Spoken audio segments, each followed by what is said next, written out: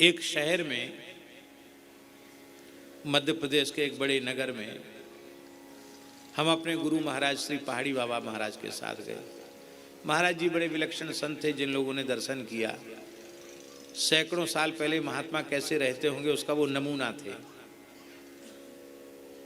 भैया जी एक ही लंगोटी रखी जीवन भर, 2 लंगोटी नहीं, 1 लंगोटी, 1 अचला, 1 गमछा। लंगोटी जब बिल्कुल तार तार हो जाती तब विसर्जन करके दूसरी पहनते। गीली लंगोटी जीवन भर पहनी। हम लोग तो गीली पहने तो हमको तो समस्या हो जाए, पर उनको क्या अभ्यास था, जीवन भर गीली कोपीन धारण की। एक बार हमने पूछा महाराज जी लंगोटी, अरे बोले बच्चा साधुओं पर लंगोटी कई दरिद्र रहता है, लंगोटी उड़ गई, लंगोटी बदल गई, लंगोटी कोई ले गया, बोरी बांधना है, रस्सी नहीं मिली, बाबा जी की लंगोटी सूख रही, लंगोटी से बांध लो। किसी के कोई चोट वोट लग गई, पट्टी नहीं मिली, लंगोटी सूख रही, लंगोटी से पट्टी बांध लो। तो लंगोटी छोटा कपड़ा इधर उधर हो जाता है। अब लंगोटी की चिंता करें कि राम राम करें, इसलिए एक ही लंगोटी रखते हैं, न हटने की न चोरी होने की बात। अच्छा, गद्दार जीवन भर नहीं बिछाया, रजाई जीवन में कभी नहीं ओढ़ी, केवल खाली तखत पर पौड़ते थे। शीतकाल में एक हल्का सा कंबल तखत पर बिछा लेते थे बस, बाकी 8-9 महीने तो खाली तखत पर, नीचे कोई आसन नहीं, नीम के वृक्ष के नीचे प्रायः बैठे रहते।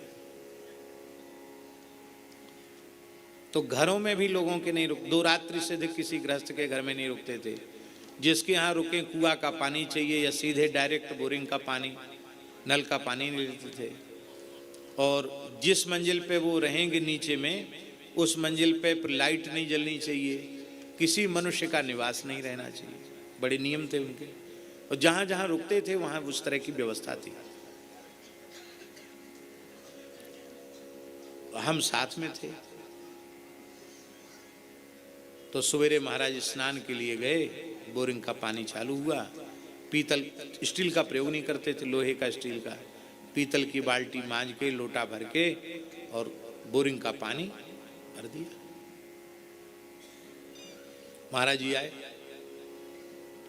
फेंक इसको, मैंने फेंक, फैला दिया, अमनिया कर, अमनिया किया। अब जिस व्यक्ति ने नहा धो के किया था, जिसके घर में रुके थे, बेचारा डर के मारे तो कुछ पूछ नहीं सको, लेकिन हमको भी लगा के देखो इसका चेहरा बेचारे का उतर गया, इसके हाथ का भरा हुआ पानी महाराज जी ने नहीं लिया। लेकिन हम भी डर के मारे कुछ बोले नहीं। महाराज जी ने स्नान किया, स्नान करके आके आसन पर बैठ गए। तो मेरे मन में ये थी कि हम पूछें, लेकिन डर के मारे पूछ नहीं रहे थे। वो अंतर्यामी, गजब का अंतर्यामित्व था उनमें, कहने की जरूरत नहीं पड़ती, भीतर क्या चल रहा तुरंत समझ लेते। जैसे ही बैठे, बोले इधर आओ, अमुकदास इधर आओ। हाँ, आज्ञा महाराज। देखो तुम पंडित हो, एक बात बताओ, स्नान किस लिए किया जाता है? हमने कहा महाराज जी देह शुद्धि के लिए। देह शुद्धि किस लिए आवश्यक होती है? नित्य नियम के लिए।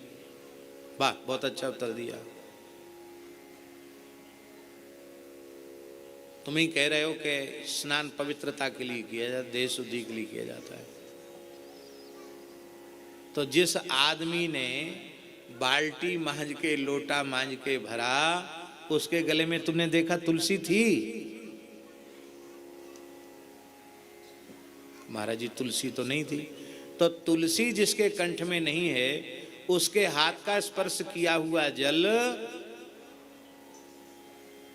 जलम च मदिरा समम, तो उस जल से स्नान करने से शुद्धि होगी? नहीं होगी। फिर भजन की योग्यता होगी? बोले नहीं होगी।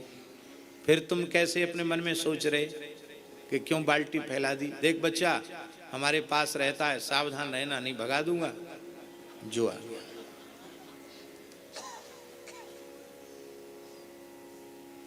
उस व्यक्ति ने भी तत्काल कंठी पहन ली। बोलो भक्तवत्सल भगवान। वो बाहर खड़ा खड़ा सुन रहा था वो भी वैष्णव, पर कंठी टूट गई होगी। तो ये एक शिक्षा भी कि तू भले ही वैष्णव है, पर तेरे गले में कंठी नहीं है, और तू पानी भर रहा है तो तेरा पानी स्नान के योग्य नहीं। श्री राम जय जय राम।